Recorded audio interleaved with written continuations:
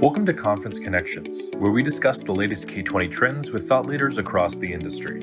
In this episode, we chat with Dr. Chad Stevens, Chief Strategy Officer for ParentSquare at TCEA 2023. The topic of this discussion is community engagement and communication strategy. Enjoy Conference Connections, powered by edCircuit. Hey, I'm Dan Cavalli with edCircuit. Here talking to Chad Stevens from ParentSquare. Great booth. Welcome. Yeah, awesome. Good to see you. Awesome. So we're here at TCEA 2023. How's TCEA been so far for you?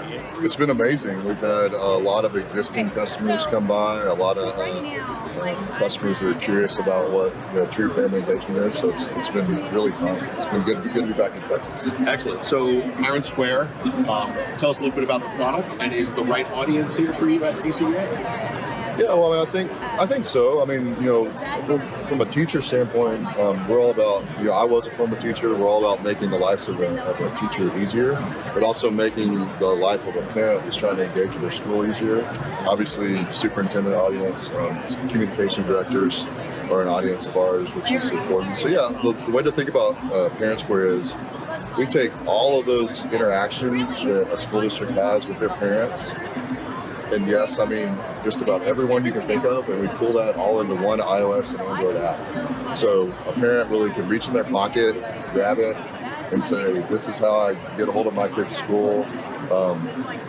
Whether that's, your emergency notifications, alerts, and notices that, many companies do really well, down to the newsletters, two-way messaging that's translated, all tied into your student information system, so you don't really have to know, you just have to know their name and pull that information up.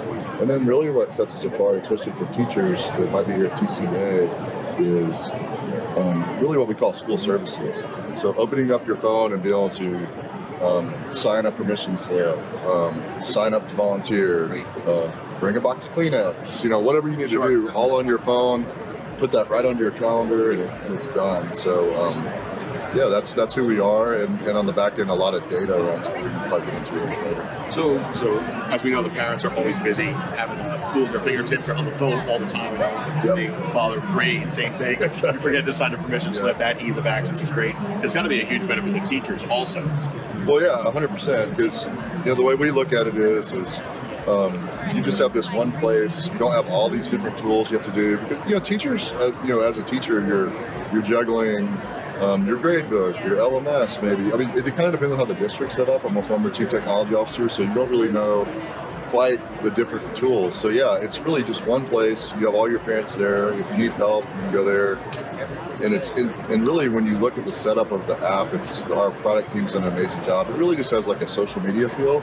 So, training and onboarding is relatively simple. It's like, this is how it works. People are like, oh, it's a post, it's an add-on, this is how this works, and you pull in all these school services. So yeah, I think it really simplifies the teacher's life, which we love to do. So as a former cabinet member of a district, right, that way, obviously a tool like this impacts more than just the information office. Right? Oh, 100%. So talk to me a little bit more about the overall benefit to the entire district that a product like ParentSquare has. Yeah, so I mean, I think you hear of schools that are like, oh, our parents are really engaged. We hear that a lot. And we know that there's 50 years of research that says when parents are engaged, kids attend better, their grades are better, they do better in school, right? But what I look at is, who's not engaged, right? So what's really cool about ParentSquare and what we've seen as we've launched the product and grown is bringing a voice to people that really didn't have a voice. So we translate into over 100 different languages. So think about this. You've never in your life seen a permission slip in your native language. You've never in your life seen a newsletter in your native language. So we live in a world where where mostly it's my native language. So what I love about it from a district level is bringing the voice of people that might not have had a voice before into the education process, which again is going to improve student success for them. The other thing I would say at the district level, you kind of mentioned the cabinet and the different roles. I was talking to a security engineer for a district this morning. Governance, okay? For just a second, you think about 5 to 7 years ago, the big talk was, wow, there's all these ed tech tools in curriculum, and we don't know who's using what, and this person's using this for math at this school and using this for math at this school, right? Well, guess what? It's the exact same thing in communications in schools right now. Some people are using these tools, some are using these tools. We're one tool. And so we're an opt-out system, we're an enterprise system. So when a school district adopts, whether they have 100,000 kids or whether they have 500 kids, all the parents are going to get a text. We've adopted ParentSquare. This is where you download the app. They're all gonna get that, right? So then at that point, we see all the communication that's happening, whether it's app, text, email.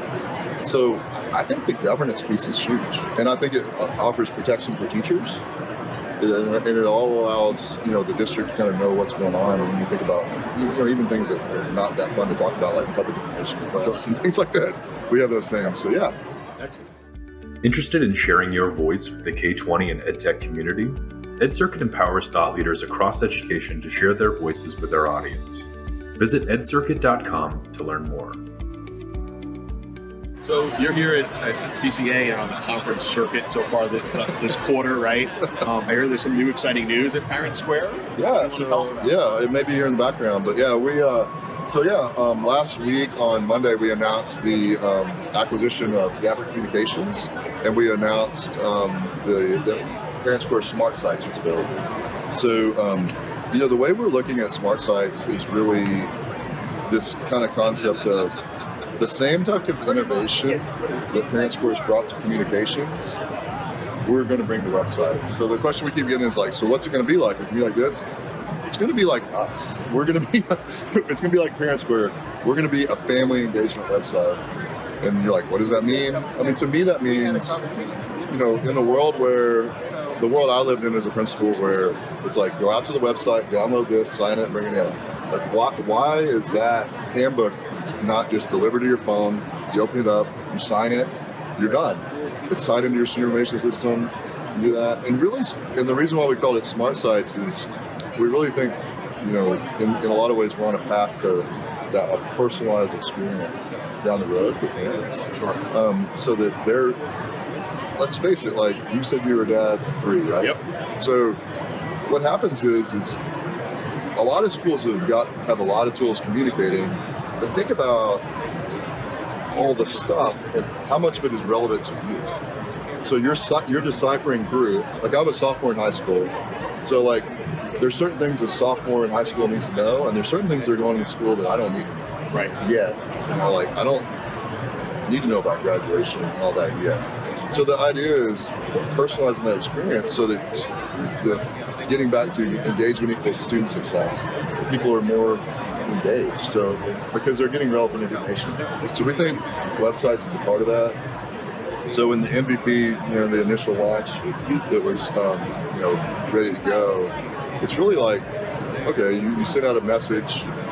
Good example of what's going on here in Texas, right? Lots of school closures right now with the sleet and all that. So it goes out in one spot, and it's the exact same thing across all your social, your website, app, text, email. There's no confusion. It's part of the ParentSquare, and I think it builds trust and kind of helps the school grow. So. Yeah, you talk about dedication, the teachers, the exhibitors. He did say it is sleeting outside in Texas, and it's like 34 degrees. Yeah, I walked here, which might have been a mistake. It's pretty impressive that everybody's here. Yeah, I mean, it's a great crowd considering the weather in San Antonio. There's no stroll on the Riverwalk right now. Sure. No, not at least. Not going to get blown over. So talk to me a little bit more about an engagement with ParentSquare. Do you have an important story or case study that's relevant that you can share about how ParentSquare has been adopted? What did that implementation process look like for your organization? Yeah, I mean, there's at ParentSquare.com. There's a ton of stories on customers doing an amazing job. I'll try to think of one here in Texas. I would think of district here, a little north of Austin, Hutto ISD. Okay. So Hutto ISD is used to be relatively rural until Samsung and Tesla decided to put plants in their area, right? So when I first met the superintendent back at South by Southwest a while back, they were transitioning, right? They had a lot of people coming in very fast with a lot of diversity coming in really fast, and a need to get information out really quick. Fast forward, they adopted ParentSquare just in August, and now she knows exactly what her rates of contactability are. She has a mobile app now. The teacher adoptions really increased, and so, and really from a superintendent perspective, when I sat down with her, I'm like, wow, I've actually never really talked to a superintendent that knew this much data around parent engagement, which was really cool. So one more that's not in Texas, it just happened last week. It was a district in Cambridge, Massachusetts. They tweeted out a dashboard from ParentSquare. They're like, we launched ParentSquare last year, and now we can contact 99.8% of our families. Amazing. So I mean, if I went around this room and started walking up to people and said, what percentage of families 100% are engaging with what you're sending out, I would probably say many don't even know. Right? But if they did know, it's not almost 100%. So we think that the tool is relatively easy to adopt. We invest a ton in the team and the customer success team in training. So yeah, the onboarding is pretty smooth. We're in 49 different states, so you can imagine that we just about know how to integrate with every student information system that exists. I got one more thing I want to dive one more deeper on. So You touched on the customer experience and how great your customer service is. What type of professional development do you offer for the teachers, the administrators, and most importantly, the parents for how to use the tool? Online videos, things like that. Because, again, districts, it's all about utilization. Yeah, and you're seeing it, but what does that look like for a ParentSquare adopter? Yeah, so in our dashboard, you will see, if you log into the back end of ParentSquare, one of the first things you'll see is your contactability score. We talked about that. But you'll also see right below that is how many people are getting texts, how many people are getting where the notifications come, but more importantly, how many people have downloaded the app. So if you, literally the system will say 30% of people have downloaded the app, click here for some posters you can put up in your school about downloading the app in English and Spanish.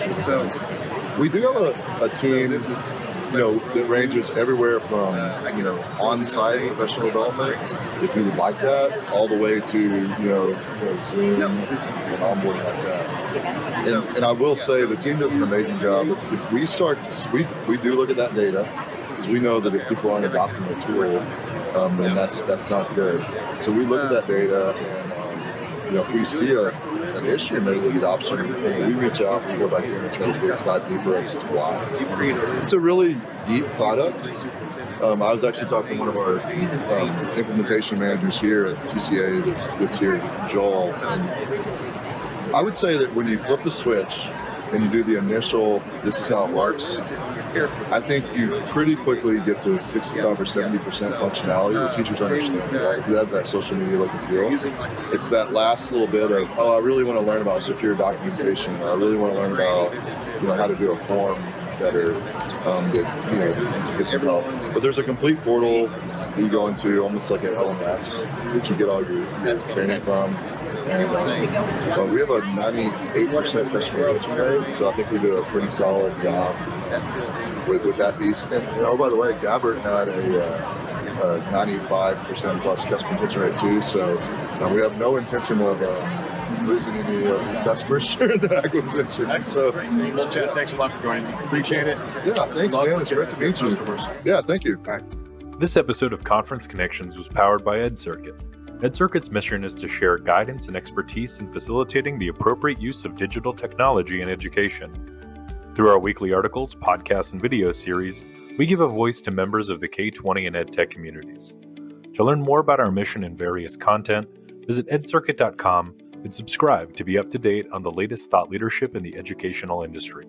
For more information, follow us on Twitter, LinkedIn, Facebook, and YouTube.